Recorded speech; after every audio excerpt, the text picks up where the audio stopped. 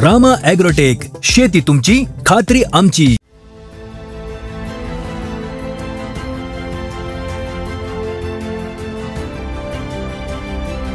पूर्वी आमचं पाणी क्षारयुक्त असल्यामुळं आणि रान चोपण असल्यामुळं शेंडे करपायचे, ऊसाची उंची वाढत नव्हती. पहिले पिकाचा कलर एकदम पिवळा झालेला होता. त्यानंतर काळोखी अतिशय एक नंबर आली, ऊसाला फुटवे एक नंबरची आली. पण रामा ॲग्रोटेकची उत्पादने वापरल्यामुळे एकदम एक नंबरचा प्लॉट म्हणजे आयुष्यात आजपर्यंत पीक चांगलं आलेलं नाही. पण रामा ॲग्रोटेकची उत्पादने वापरल्याच्या नंतर एकदम एक नंबरची काळोखी आली ऊसाला.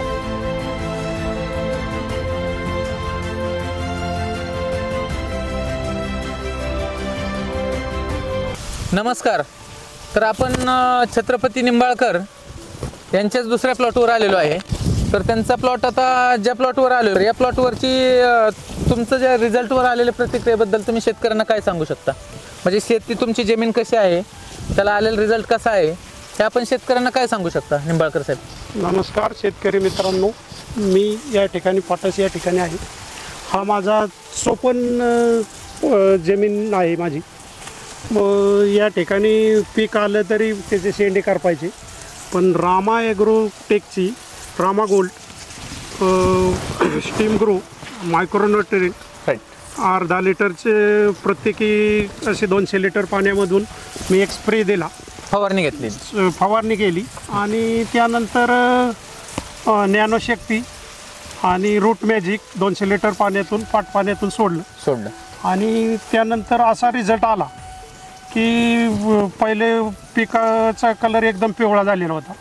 त्यानंतर काळोखी अतिशय एक नंबर आली, ऊसाला फुटवे एक नंबरची आली आणि पानाची रुंदी वाढली. आणि यापूर्वी आमचं पाणी क्षारयुक्त असल्यामुळं आणि रान चोपण असल्यामुळं शेंडे करपायचे, ऊसाची उंची वाढत नव्हती.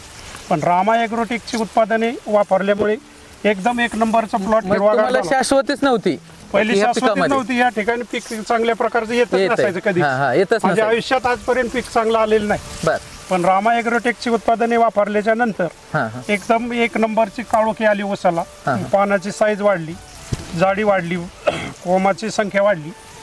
आणि मला रानात आल्यावर समाधान वाटते.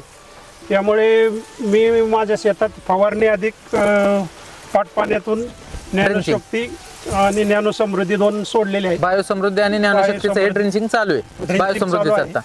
आणि इतर शेतकरी मित्रांना मी एवढं सांगेन की रामा ॲग्रोटेकची उत्पादने वापरा आणि हमखास 100% उत्पादनात वाढ, ऊसाला काळोखी याबद्दल कसली शंका बाळगू नका. आणि रिझल्ट एक नंबर आहे.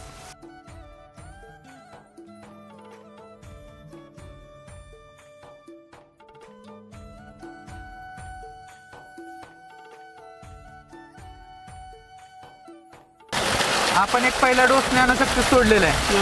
पण ज्ञानशक्ती सोडल्यानंतर तुम्हाला याच्यात जो आपलातून बदल दिसला, तो कोणता बदल दिसला? काय बदल दिसला ऊसामध्ये तुम्हाला ज्ञानशक्ती ड्रिंचिंग झाल्यावर?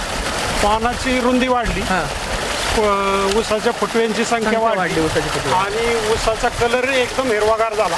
पहिला पिवळा होता, तो पिवळापणा नाहीसा होऊन इतका हिरवागार प्लॉट झाला की रानात आल्यावर मला समाधान. म्हणजे कोकणट जमिनीमध्ये ऊस पाहिले तर असे मरकटल्यासारखे, असे म्हणजे नाही का खुरटे झाल्यावानी असतात. पण आज आपल्या चोपन जमिनीत सुद्धा तुम्हाला ज्ञानशक्तीने आणि स्टीम ग्रो रामा गोल्डने जो रिझल्ट दिसला, त्यानंतर तुम्ही काल परवा शॉपमध्ये येऊन म्हटले की आपल्याला पुढचा काय डोस आहे तो द्या. तर आज आपण आपलं लाईव्ह पाहू शकतो की समृद्धी यांनी घेतलेले समृद्धीचं ड्रिंचिंग आज पाण्याद्वारे चालू आहे. आणि मित्रांनो, हे पाण्याद्वारे देऊन सुद्धा पाण्याद्वारे आता हा जो पाटाच्या पाण्यामध्ये चालू आहे ते पूर्ण एकराचं शेड्यूल आहे. एक बायोसमृद्धी आणि एक रूट मॅजिक हे आपण ड्रिंचिंगला घेतलेले. तर हा ऊस आपण पाहू शकता, ऊसामध्ये झालेले बदल. धन्यवाद. ओके, धन्यवाद.